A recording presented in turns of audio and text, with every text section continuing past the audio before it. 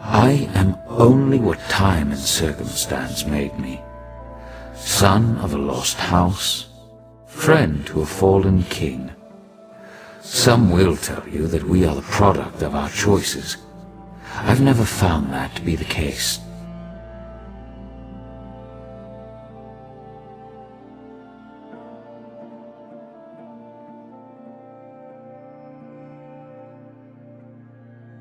Throughout the Elder Scrolls franchise, we've seen many different locations and locales widespread across Tamriel, Oblivion, and beyond. From the depths of Malatar to the throat of the world. From the Sisters' Isles to the Shivering Isles. From Mournhold to Wayrest. Yet, of all the places that our proverbial feet have set foot on as Elder Scrolls fans, I don't think any have personally ever captivated me in quite the same way that the Clockwork City has. Today we'll be going into an in-depth assessment of Sotha Sil, his Clockwork City, and the designs and philosophies that went into its creation, along with, of course, the history of the city itself. Really quick, if you could please leave a like, comment, or share, that would be incredibly helpful since videos with more engagement are pushed further along by the algorithm. Thank you for joining me, and I hope you can make it to the end.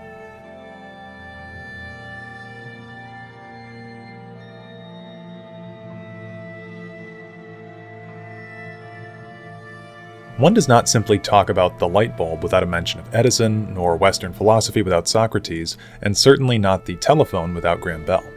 In the same vein, we cannot just jump right into talking about the Clockwork City without mentioning its creator, Sotha Sil. Now, Sotha Sil was one of the living gods of Morrowind, where he acted as a patron deity to artificers, scholars, and wizards alike. Anyone who would seek to better themselves through study or the pursuit of knowledge could be seen as a follower of Sotha Sil. But he was not always a god. Sotha Sil was actually born a Chimer in Resdayn, the former name of Morrowind, at an indiscriminate time in the First Era.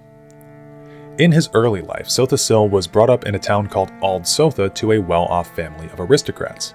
He was very close with his sister, Sotha Null, and presumably he and his family lived a nice life there. That is, until tragedy struck.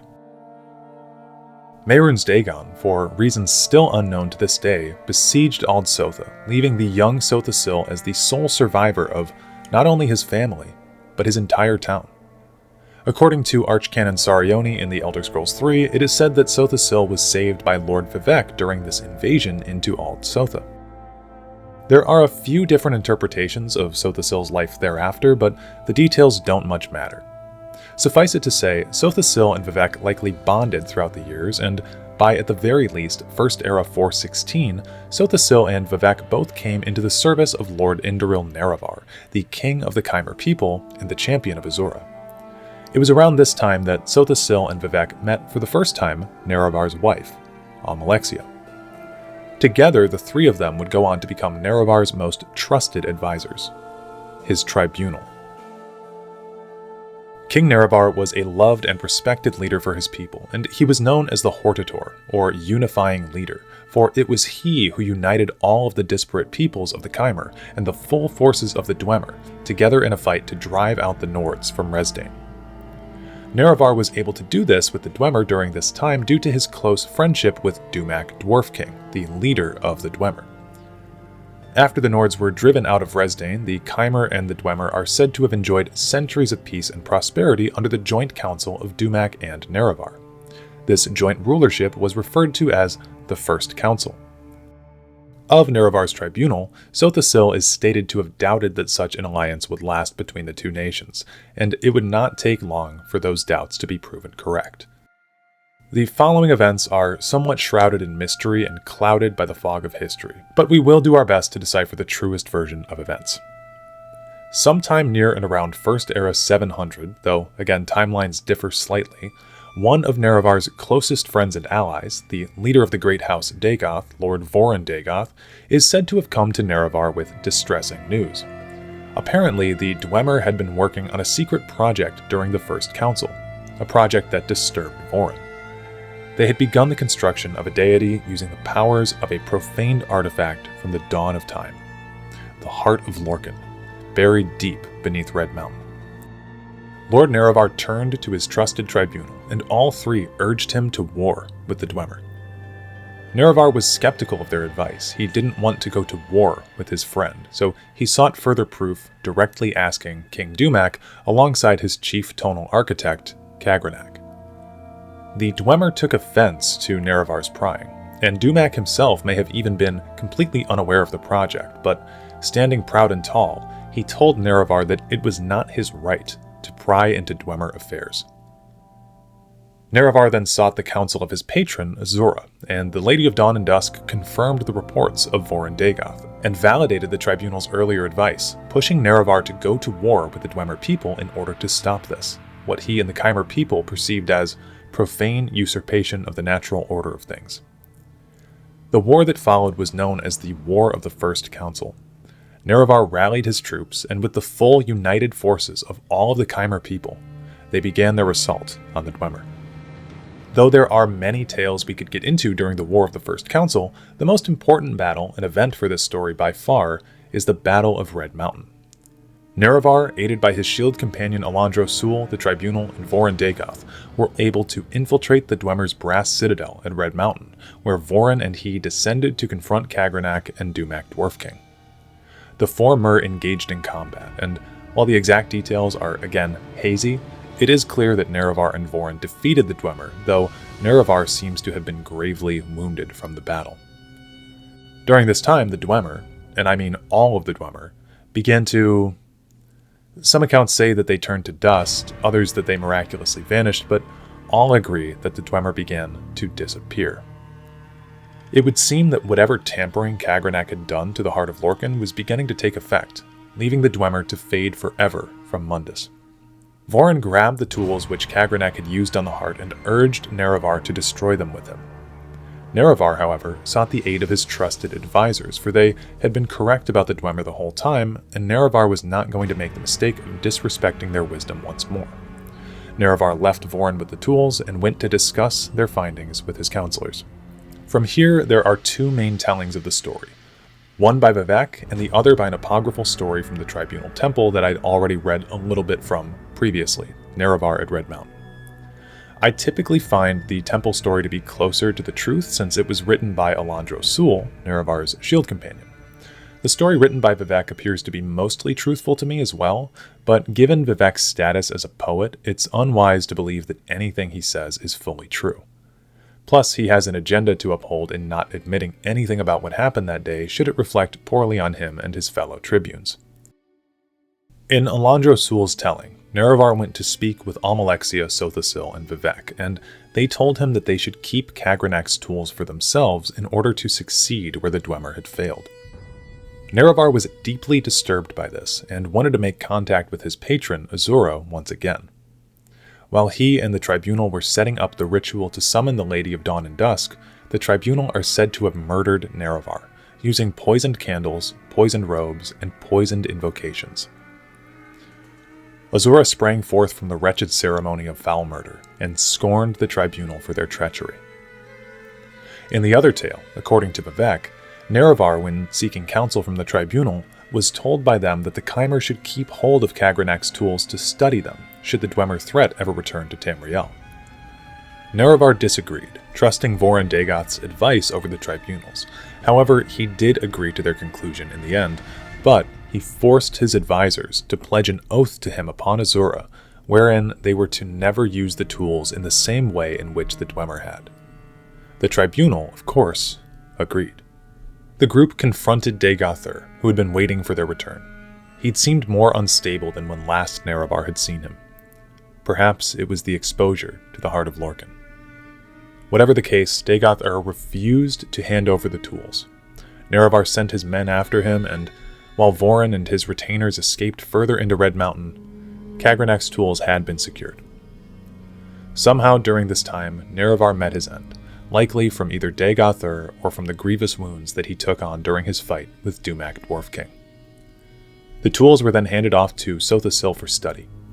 According to VIII, in this interpretation, Sotha Sil studied the tools for many years before revealing their secrets to Almalexia and VIII.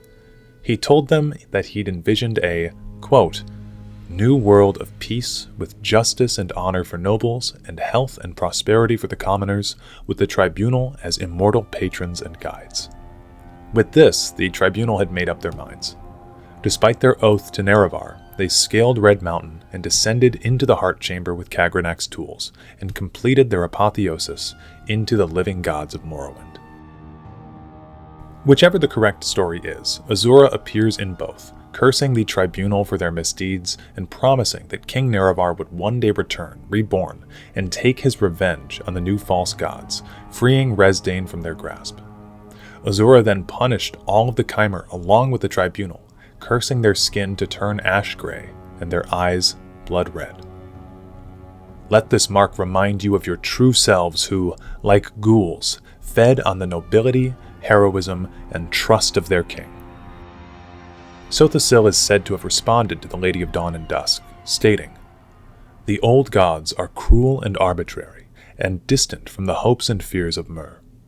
Your age is past. We are the new gods, born of the flesh, and wise and caring of the needs of our people. Spare us your threats and chiding, inconstant spirit. We are bold and fresh, and will not fear you." As the Chimer became the Dunmer, VIII tells us that Sotha Sil was the first of the new gods to speak to the confused citizens of Resdayn. The Dunmer were at first afraid of their new faces, but Sotha Sil spoke to them, saying that it was not a curse but a blessing, a sign of their changed natures, and sign of their special favor they might enjoy as new Myr, no longer barbarians trembling before ghosts and spirits, but civilized Myr, speaking directly to their immortal friends and patrons, the three faces of the tribunal. And we were all inspired by Sotha Sil's speech and vision, and took heart. And over time we crafted the customs and institutions of a just and honorable society, and the land of Resdayn knew millennia of peace, equity, and prosperity, unknown to other savage races. And so it was from there on out that the Dunmer people renounced their old faiths of the three good Daedra, Azura, Mephala, and Boethia, and took up the worship of the tribunal. The three living gods would be worshipped now as the Almsivi, and their reign was to be eternal.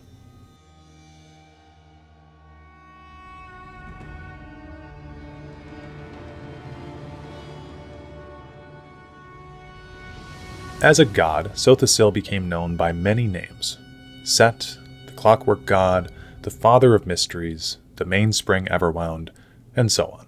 His sphere largely revolved around artificers, wizards, scholars, or anyone seeking knowledge or the answer to a mystery, as stated previously, and he took the place of Azura in the pantheon of the old Chimer religion. Whereas VIII and Almalexia both reveled in their godhood and divine powers, Sotha Sil was more of a recluse. VIII and Almalexia see their divinity as essential. Godhood brings them joy and purpose. They find meaning in the theatrical. Who am I to deprive them of that? Often going years on end without making a public appearance due to crafting, creating, or learning new things in his study. This was also a lesson his Clockwork apostles, the religious followers he obtained, would have to learn and endure from. It is the silence of Sotha Sil that gives birth to the intrepid mind. Devaithfir, a renowned Telvanni wizard and former peer of Sotha Sil's, has this to say on his silence. The silence of Sotha Sil may come from a place of grief and deep regret.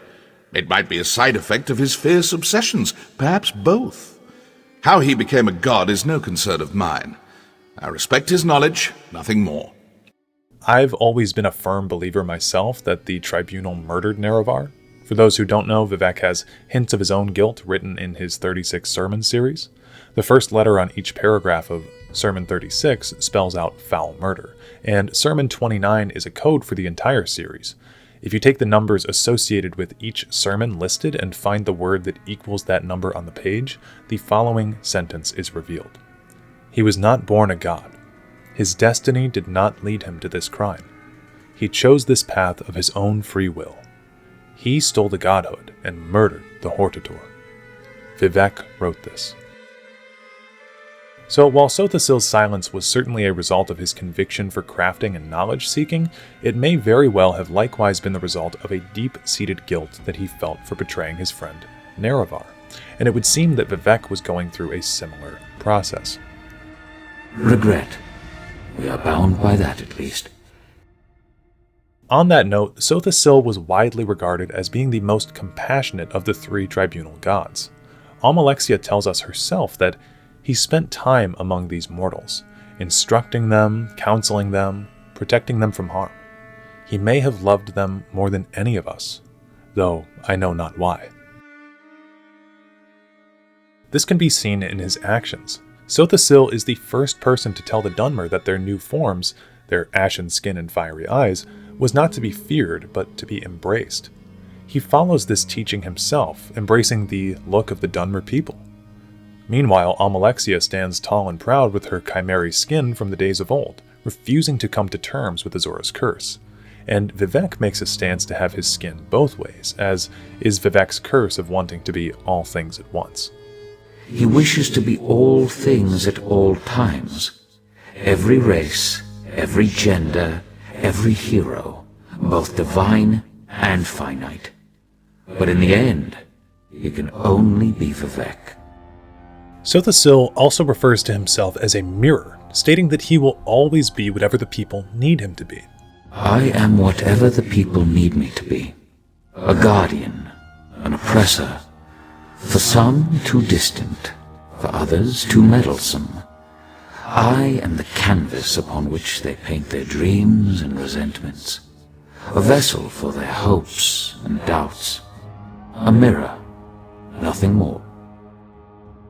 He does not care what his followers think of him, nor scorn them for their thoughts. Rather, he embraces their opinions of him, allowing their own perceptions to reflect off of him.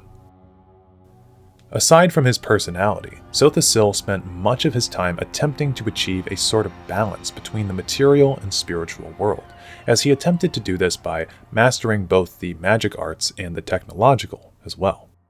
He spent a lot of time studying the Dwemer and their achievements specifically.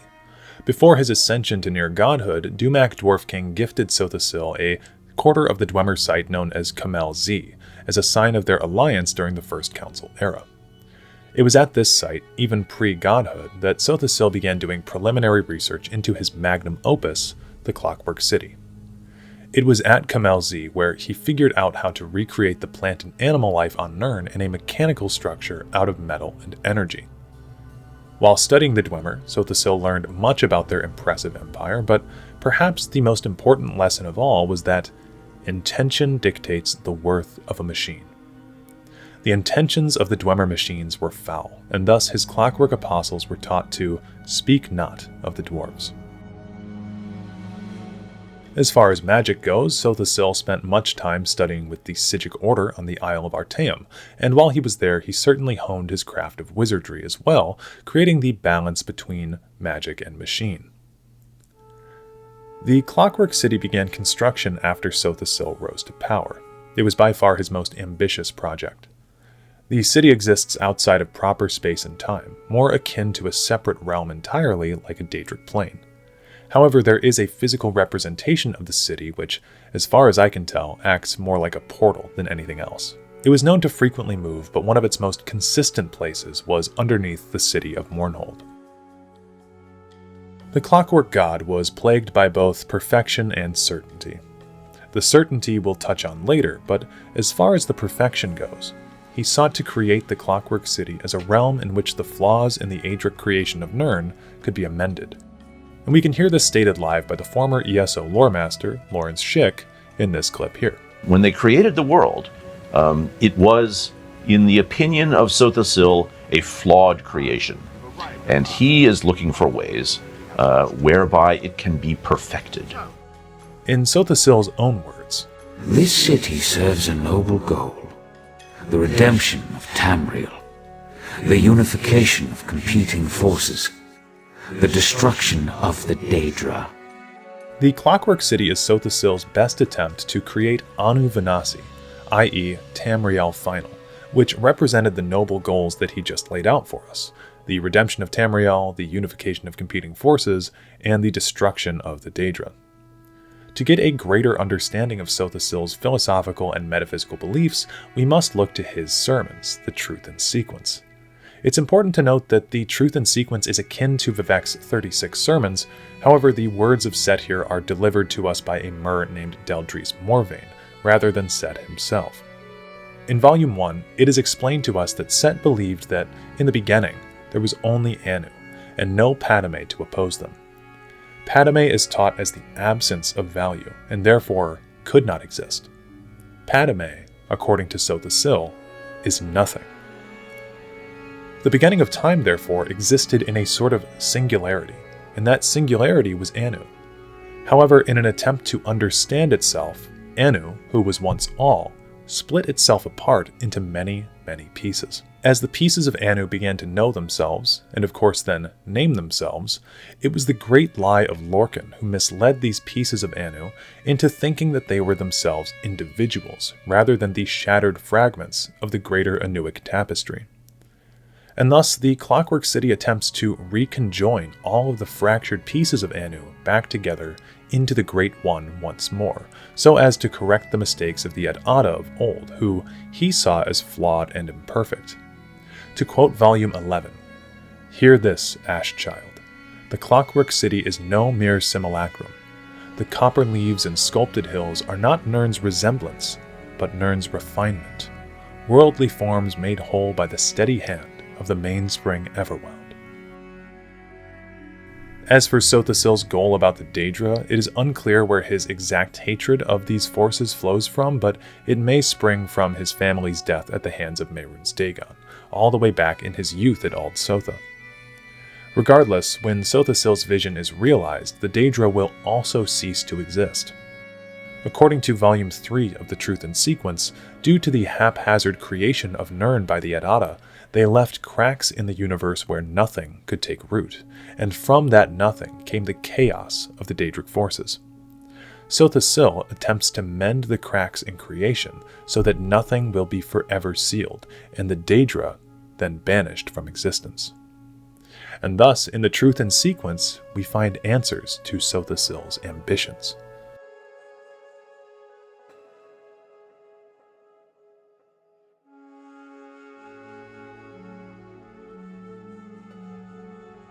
Sotha Sil is, by far in my eyes, one of the most interesting characters in the whole series, and I really thought that ESO did a great job at representing him in a new light, since, unfortunately, we see very little of him in Elder Scrolls 3.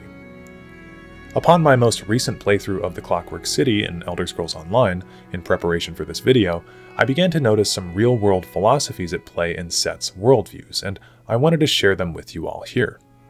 I'm going to play some dialogue from Sotha Sil during ESO's Clockwork City, so please just pay attention and read along with him. I suffer from a peculiar ailment. Shall I describe it? I bear the cruel weight of certainty. Total, absolute, relentless certainty. People rarely comprehend the luxury of doubt, the freedom that comes with indecision. I envy you. Now, when asked if he was forced to build the Clockwork City, his response is a one-word correction. Compelled. The Truth in Sequence also supports this idea that he was compelled to create it, specifically Volume 2, which states, "For what is choice if not chaos? What is free will if not the lack of order, vulgar and triumphant? The true wheels spin clockwise, ever clockwise. The unity of Nirn ensuing, each belongs to all, and all belong to none, save Tamriel final. Anuvanna'si. So lay down your cheap burdens, child. Shall I do thus? Such choice is a delusion. Give yourself to the pursuit of unity, for in the end, you cannot do otherwise." So Sotha Sil is, in my eyes, not a believer in free will. Rather, he is a follower of a branch of philosophical thinking referred to as determinism. Now, determinism is more of a blanket term, really, and there are a lot of different other subcategories of philosophies that fall under it, but in general, determinism is the philosophy that all actions are predetermined and inevitable. All actions in the universe are essentially then simply the results from previous causes and effects, and this chain of thinking can lead you from what you ate for breakfast this morning all the way back to the dawn of time. Even human thought and choices can be boiled down to results of chemical reactions in the brain, removing free will entirely from any possibility. I've linked a few videos in the description talking about free will if you're interested to learn more. This is why we see Sotha Sil act in very nonchalant ways. He is cursed by knowing exactly when and where his actions will take him, and where he will wind up. He is certain of every move, manner, and mode of thinking that is available to him and to others around him. And ultimately, he is aware of his fate. Threat analysis prepared. Prospect Numidium, negative. Prospect Almalexia, negative. Aside from just his determinism, I also found his whole idea of unity and Anu being the central being in the universe to be very close to what is called pantheism in real life. It's not exactly the same, but let me explain. Pantheism is the belief system that, rather than there existing a supreme creator being that watches over the universe, like in the Abrahamic religions, the universe itself is the deity. This belief was largely popularized during the 17th century by a philosopher named Spinoza. Spinoza's theories went heavily against the grain at the time, seeing as he denied the aspects of God that had been doctrinal pillars of faith for generations. However, Spinoza still called himself a believer in God. Now, the way that I've always interpreted Spinoza is that, according to him, God is not a separate ruler of the universe, but was the universe. Therefore, all things within the universe, ourselves included, were pieces of the divine. All is God, and God is all. Sotha Sil's explanation of the universe seemed to be heavily influenced by pantheist views due to the fact that from Anu's body sprang everything else. The original fragments of Anu became the Et Ada, and then they created the new universe, the universe that Sotha Sil sees as imperfect. So if we trace our way backwards, all beings living in the current interpretation of Nirn are seen as descendants from Anu, from God itself. I don't know if anyone's made this comparison before, and some of you philosophy heads in the comments will have to tell me whether you agree or disagree with my conclusion here, but I think it's at least safe to say that the ideas that Sotha Sil is saying could at least be interpreted as pantheistic. And this could also lend to why Sotha Sil cares so much about his subjects and people, because he sees the divine spark and potential in all there is.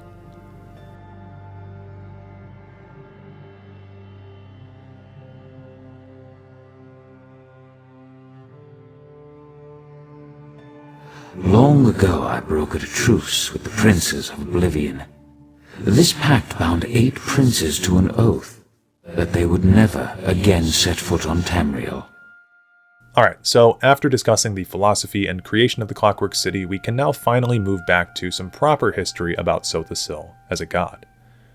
One of the most immediate things of note is that Sotha Sil created an agreement that became known as the Coldharbour Compact.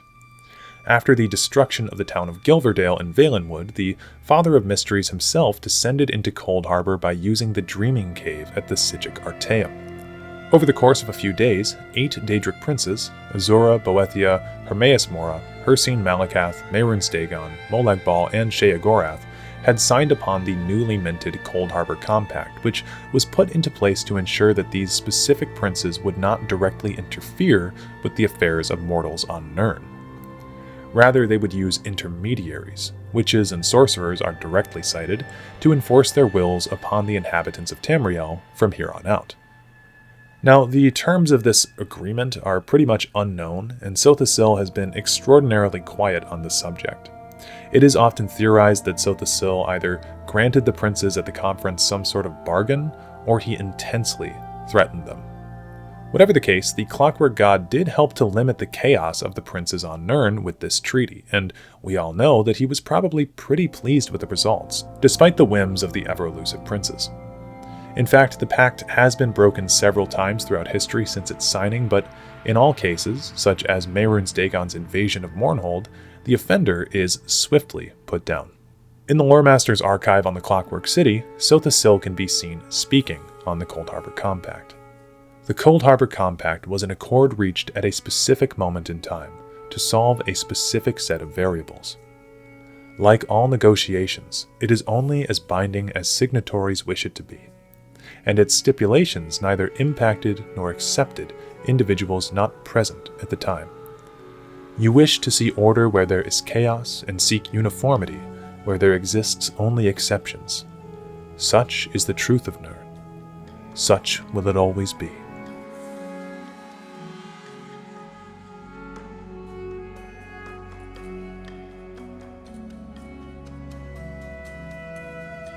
Okay, so this upcoming phrase is one of my most hated things in the whole world because Elder Scrolls Online refuses to make a proper timeline of events, but I have to say it anyway. So, sometime around Second Era 582, the Daedric princes Clavicus Vile, Nocturnal, and Mephala entered into an alliance with one another in an attempt to increase their power throughout Nirn. Clavicus Vile first launched his attack on VIII, attempting to siphon his power to reveal the location of the Clockwork City. While overall they were stopped from stealing all of Lord VIII's power, they did learn the location of the Clockwork City. From there, Nocturnal and her forces of shadow gained entry into the city, and their goal was to tap into the Throne Aligned, which serves as Sotha Sil's seat of power in the Clockwork City. However, it would appear that Sotha Sil had foreseen this event due to, again, his absolute certainty. The Triad was repelled from completing their mission here, and they moved on to their final goal, which was to take control of the Crystal Tower in Somerset.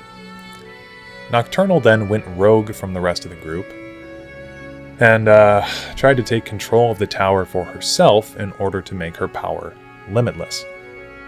I do have to say, I think this is a gross misunderstanding of Nocturnal's previous lore and a huge character assassination on her, but whatever. It's not like she's my favorite Daedric prince or anything. I'm totally not mad about it 6 years after its release. Jeez, that'd be crazy. I don't even know why you would think that.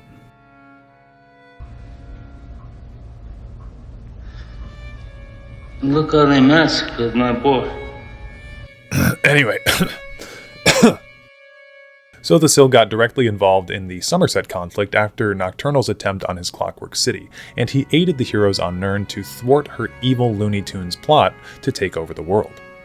Sotha Sil even allied the heroes with Mephala and Vile, who, having felt betrayed by Nocturnal, sided with the champions of Nirn to defeat her. After the threat of Nocturnal subsided, Sotha Sil arranged for both Mephala and Vile to sign on to the Coldharbour Compact as well, ending their direct meddling on Nirn and bringing the Daedric Triad saga to a close.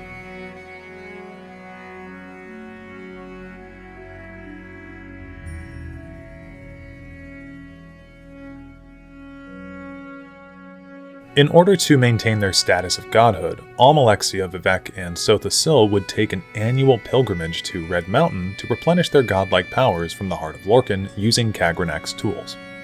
In the year Second Era 882, the trio met to do just that, a journey that they'd done, at this point, thousands of times.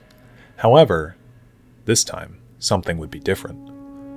When the living gods of Morrowind entered the Heart Chamber, an old foe would rise to face them. Indoril Nerevar's old friend, Vorin Dagoth, Dagoth, the Devil of Red Mountain, had risen from his hiding beneath the volcanic subterrane.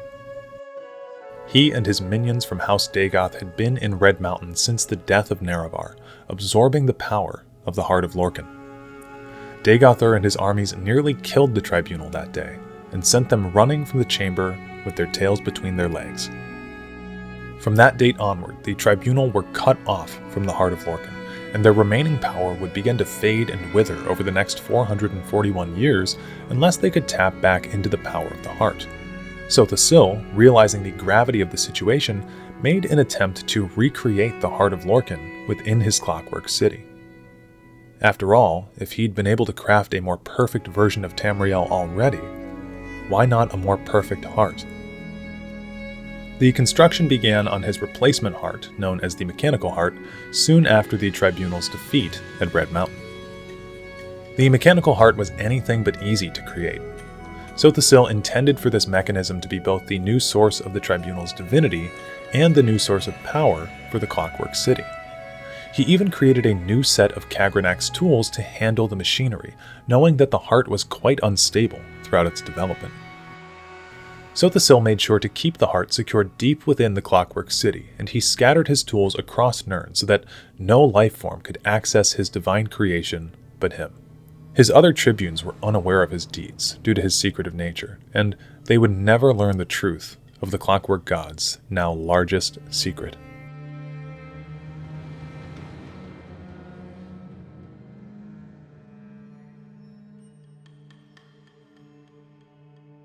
Slowly over the coming centuries, Sotha Sil's immense guilt and desire for perfection would get the better of him.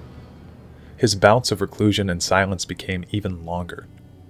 The year 3rd Era 417 was his final public appearance, where, in an act of desperation, he and Almalexia made another voyage to Red Mountain, which at this point had been totally sealed off by the Ghost Gate, a wall created around Red Mountain to keep Daedric secured within.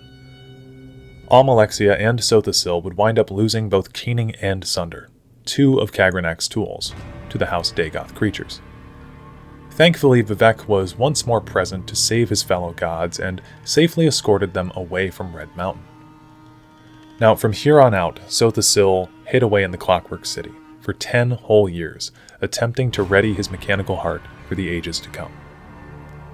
Where once Sotha Sil had a few automaton prosthetics, now he was nearly entirely machine. His descent into the Second Heart was said to have driven him mad with obsession. Using wires and profane technology, the sorcerer attached his metallic body into the mainframe of his Clockwork City in the dome of Sotha Sil in order to complete his final project.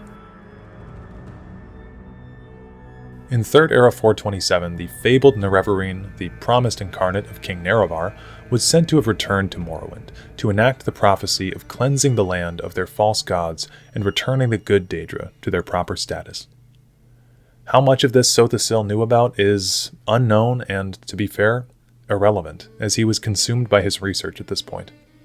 His other two tribunes, who, again, cared much more deeply about their own divinity than Set, began to panic. Their powers had been fading.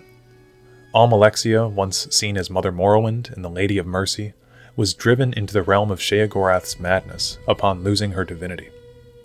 Almalexia would slowly lose her mind as the Nerevarine crept up closer and closer to her, and in her final days, she would turn on Sotha Sil. She approached him in the Clockwork City only to find him unresponsive, hanging from the ceiling, connected to the city through wires. Your time has come, Sotha Sil. All these years you've looked down on me. Have you any last words? She yelled to get his attention, to figure out what it was her divine brother was doing. Why are you silent? What are you hiding? Speak, curse you! But Sotha Sil ignored her. He had seen this betrayal coming for a lifetime. He always knew that Almalexia, his dear friend, his sister, would one day turn on him and take his life.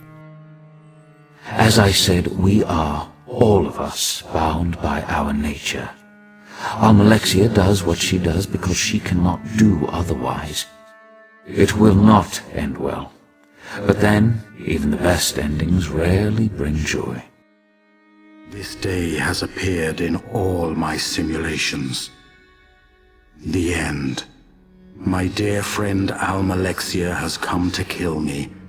Now everything depends on my calculations being correct. My machines need 22 minutes to seal the chamber of Lorcan, so that is how long I must live. In these final moments, all that he could do was accept his fate. Fine then. Die, old friend. Fall before the one true God.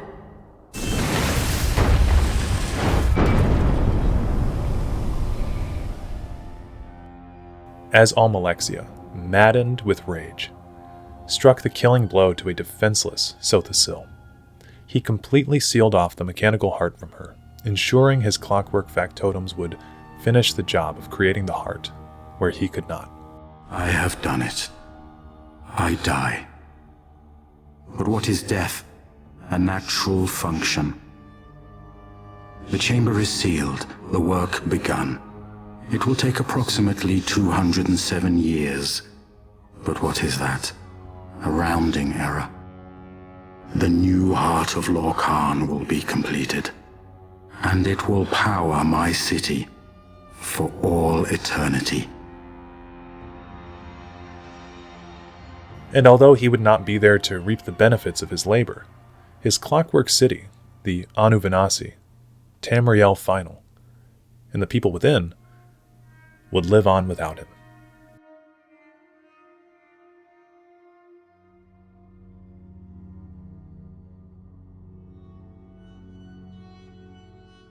Shortly after the death of Sotha Sil, the Nerevarine would travel to Mournhold and discover what Almalexia had become, and the fate of the Clockwork God. The Nerevarine slew Almalexia in the dome of Sotha Sil, right where Set had been murdered by her, freeing her of her madness and her curse.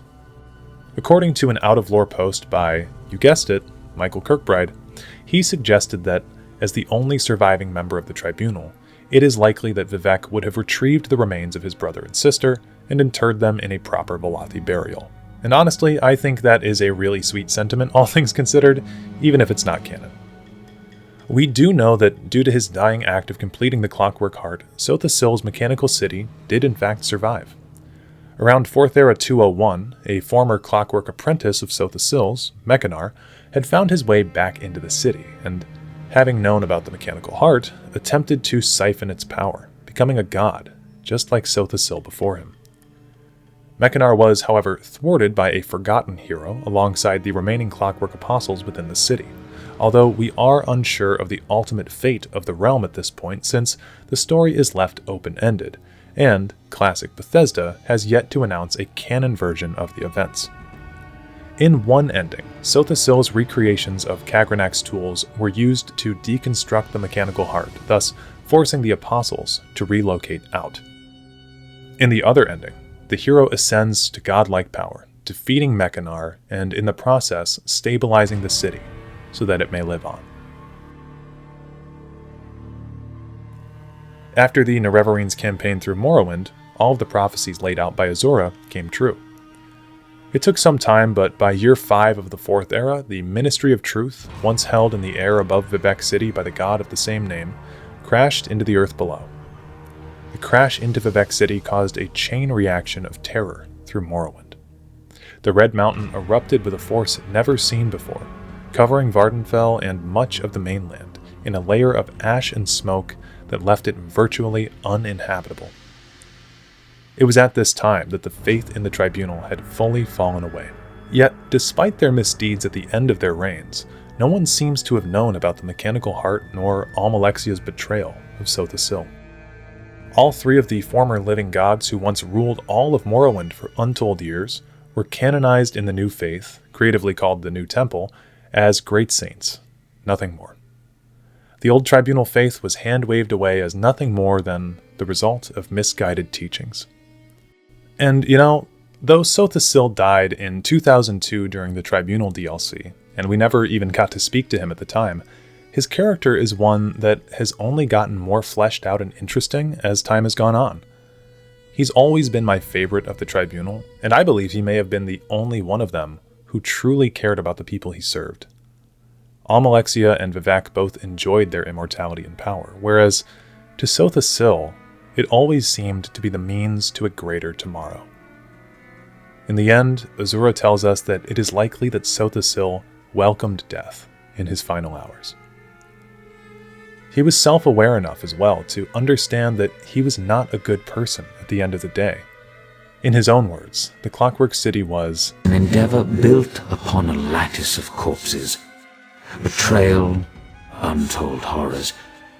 Despite his body being mostly machine at the end of his life, in my eyes, he remained the most human of all. I wanted to wait until the end of this video to bring this part up as well. In the Clockwork City sits a shrine called the Elegiac Replication. Do you like this place? It took me the better part of a decade to perfect it. Every stone and flower tells a story. Tales of how things were, how they ought to be. I thought about destroying it on more than one occasion. I'm glad I didn't. This location was created during Set's godhood to memorialize people and events from his past. One that sticks out the most to me here is his plaque to Indoril Nerevar, which reads, Captain and King, Friend, Student, and Hortator. May we ever seek his wisdom. and his forgiveness. The second plaque that I adore is his plaque to his sister, Sotha Sil, who we mentioned eons ago at this point during the beginning of this video. It reads, "A soul that deserved transcendence. May her song be heard in the hiss of every piston and the sigh of every spring." He even honored her in his mnemonic planisphere, a place in the Clockwork City that could store his memories forever. Sotha Sil never forgot where he came from, even during his godhood. And if that doesn't at least make you like him a little bit, I don't know what more will. With all that said, I have been Dareloth. I hope you enjoyed the video. Please leave a like, comment, or share the video, and if you'd like to stick around for further videos, please subscribe. I have a playlist of other lore videos on my channel that you can find, and we always do other gaming stuff on here as well, alongside live streams, and everything is pertained to the fantasy genre of video games. Before we go, I'd like to give a shout out to my channel members, all of whom make these videos possible by contributing a small amount of their income to help support the projects produced by me on this platform.